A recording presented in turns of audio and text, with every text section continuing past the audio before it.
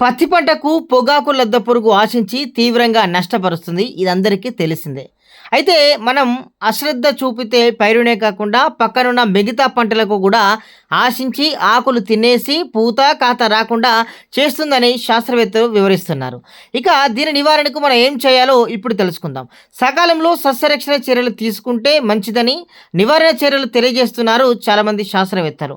లద్దె పురుగు ప్రారంభ దశలో ఉంటే గుడ్లు తొలగించాలని, పురుగు దశను బట్టి నివారణకు ఎకరానికి క్లోరోపైరిపాస్ 500 మిల్లీలీటర్లను లేదా నోవాల్యురాన్ 100 మిల్లీలీటర్లను లేదా థయోడికార్బ్ 100 గ్రాములను లీటరు నీటిలో కలిపి పిచికారీ చేసుకోవాలని, పురుగు పెద్దగా మారితే ఏ మందు ఉపయోగించినా ప్రయోజనం ఉండదని కూడా శాస్త్రవేత్తలు చెబుతున్నారు.